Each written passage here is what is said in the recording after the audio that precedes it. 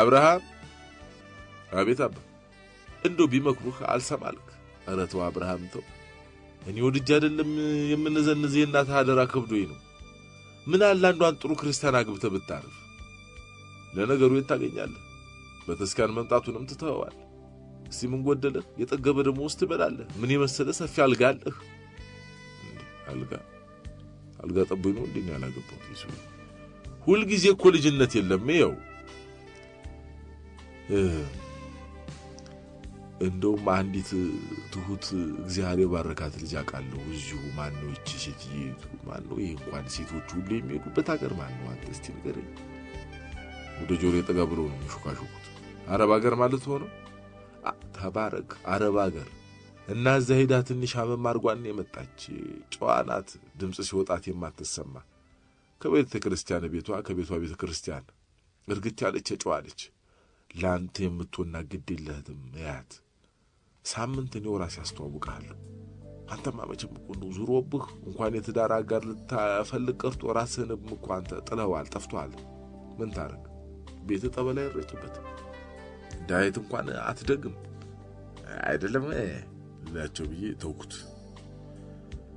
እንዲሁ ስለመምሬና ለትዳር ስላሳሰቡ ልጅ ያሰብኩ ያስኩትን ጋዜጣ መቃኘት ጀመርኩ በደማቅ ጥቁር ቀለም በማህበር ተደራጅተው ጫት የሚያመርቱ አርሶ አደሮች ኑሯቸው ተለውጧል አሉ ይላል ወረድ ብሎ አንዳንድ የማህበር አባላት ጫት በመሸጥ አይሱዙ መኪና ገዝተዋል ልጆቻችንንም ከተማ ልከን ያስተማርን ነው ሲሉ ገልጸዋል ይላል ከዛ ከጽሁፉ ስር አይሱዙ መኪና ተደግፈው ፎቶ የተነሱ አርሶ አደር ምስል ይታያል ወረድ ብሎ ትንሽ ሌላ ርዕስ አለ አንድ አይሱዙ መኪና 20 ሜትር ጥልቀት ያለው ገደል ውስጥ ገብቶ ከላይ ጭኗቸው የነበሩ 7 ሰዎች ሞቱ ከሟቹ አራቱ ከገጠር ከተማ እየተመላለሱ የሚማሩ ተማሪዎች ሲሆኑ ፖሊስ ያደጋው መንስኤ ሹፌሩ ጫት እየቃመ ማሽከርከሩ ነው ብሏል ይላል ጋዜጣውን አጥፌ ሰፈራችንን ማየት ጀመርኩ ቅድስት ቀይ የራት ልብስ ለብሳ ዕቃ ታጥባለች እያንጎራጎረች በሰባራ ፎሌ ውሃ ይጠለቅ አይ ቅድስት እንደኛ ሰፈር ሴት የባከነበት በቃ ሴት ብክን ያለበት መንደር ያለ አይመስለኝ ቆንጆ ናት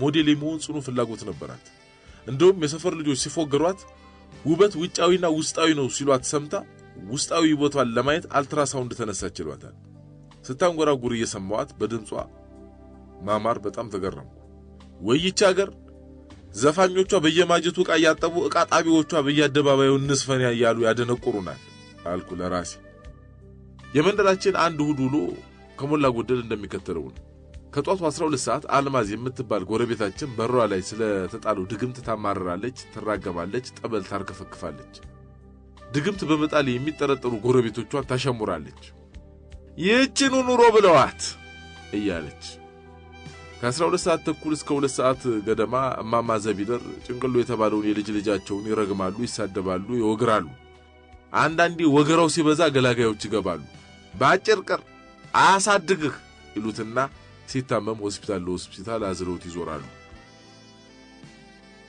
ከ2 ሰዓት እስከ 4 ሰዓት የመንደሩ ልጆች እኔ ቤት ፊት ለፊት ያለች ሰርቪስ ቤት እንኳን የማታቆም ቢጥቃ ሜዳ ላይ ኳስ ይራገጣሉ የሚያነሱት አባራ ልጆቹ ስለሚሸፍናቸው እንደ ህልም ነው ብዥ ብለው የሚታዩት ከሚጫወቱት ልጆች መሃል አንዱ ጭንቅሎ የማማ ዘቢደሩ የልጅ ልጅ ኃይለ ሚካኤል አረቡ የማማ የውብዳር የልጅ ልጅ ሙስጠፋ የማማ ዘሃራ የልጅ ልጅ ሲቲና ወንድ ስለሆነች ከቤ ይሏታል የማማ ትራስ የልጅ ልጅ ናት ከላይ ከተዘረዘሩት የዘር ሐረግ እንደሚታየው መንደራችን አንድ እናት የሚባል ትውልድ ገድፏል አባት የሚባል ሐረግ ዘሏል ህፃናቱ ከአያቶቻቸው ጋር ነው ያደጉት ያውም አቅም ከሌላቸው ደሃና አቅመ ደካማ ባልቴት አያቶቻቸው ጋር እናቶቻቸው የት ሄዱ አባቶቻቸው ምን በላቸው ቢባል መልሱ ከሁለቱ ጉዳዮች ያልፈው አንድም ወልደው ለእናቶቻቸው እየሰጡ አረብ ሀገር ሄደዋል አሊያም በኤችአይቪ አልቀዋል የመንደራችን እውነታ ነው ይሄ ደግሞ ህፃናቱ የተመካከሩ ይመስል በየምክንያቱ ሲጣሉና ሲነታረኩ የሁሉም መሐላ አንድ አይነት ነው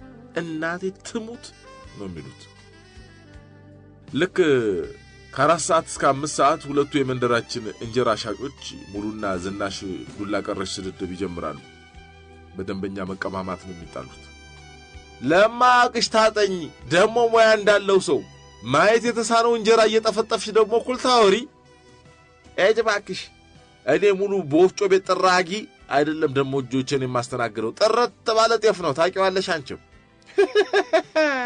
መጣፈጡ ቀርቶ ጀንበለቀቀኝ አሉት እያሰለፍ ጥራቱ ቀርቶብሽ በዋቃሽም ቦራንድ እንኳን ባለቀለቅሽ ሰው ሁሉ እኮ በሆድ ቁርጠት ጨራሽው የሙሉ ደንበኛ ስለሆንኩ በዚህ አባባለ ሆዴ ጮኸ ወር ሙሉ የማይታጠብ በዋቃ በዚህ ነው ስበላ ይኖርኩት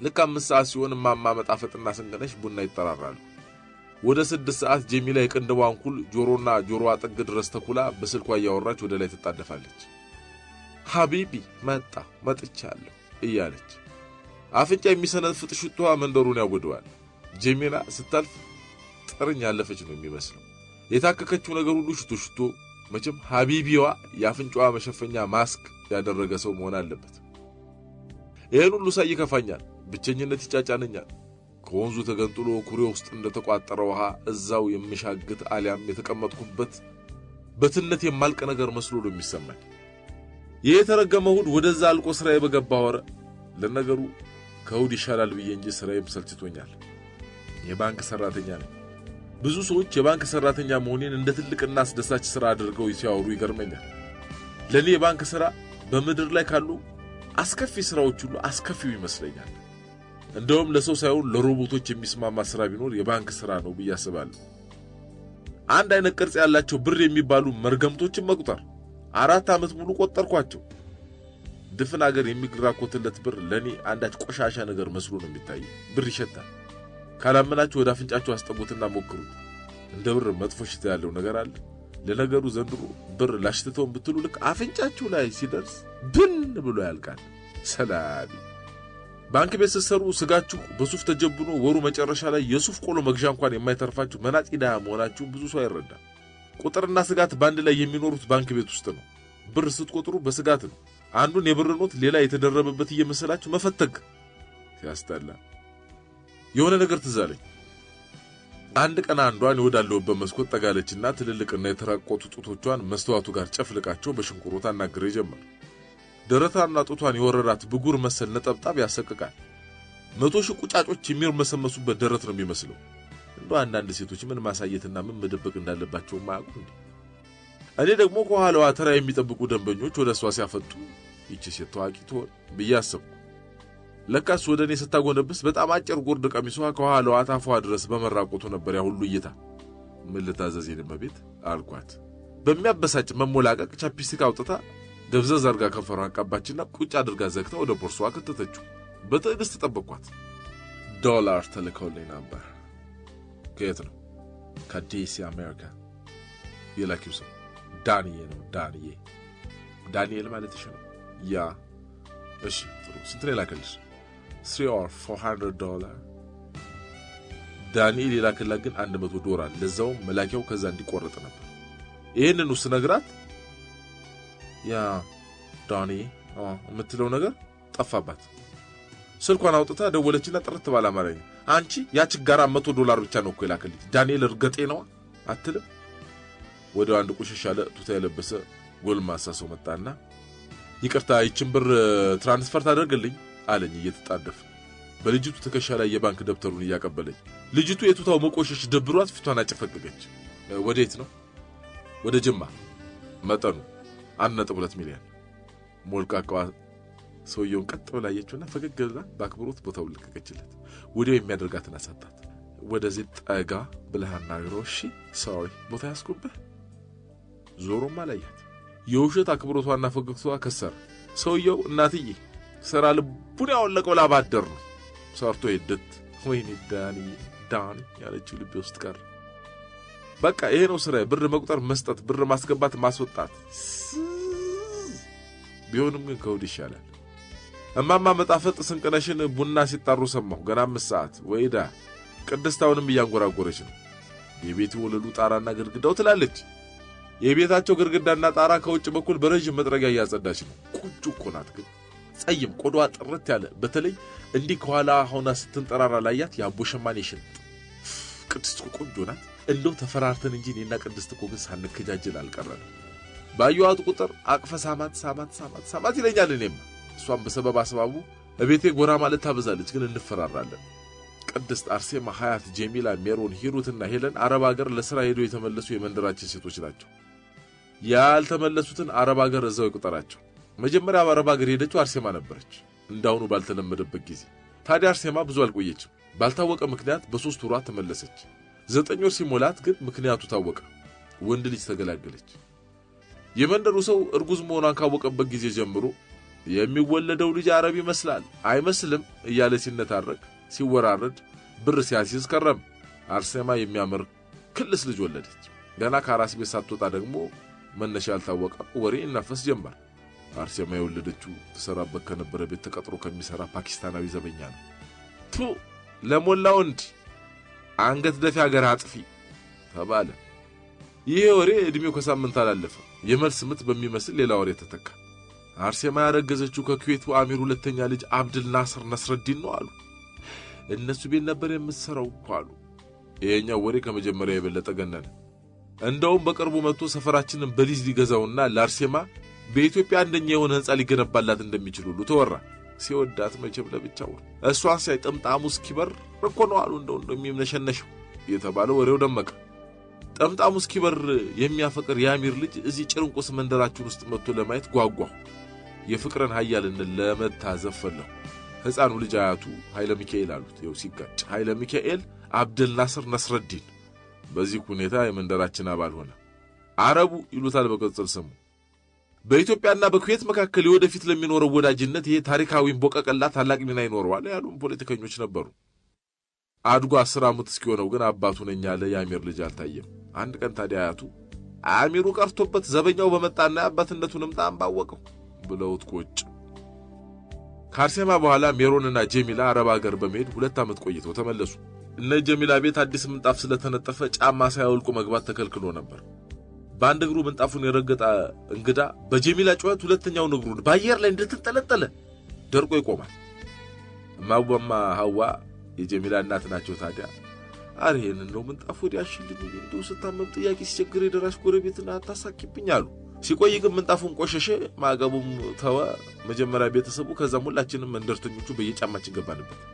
ሜሮን እንደመጣች አካባቢ ደግሞ የተረፈ ምግብ ቆሻሻ መጣያ ውስጥ እየደፋች አስቸግራ ነበር።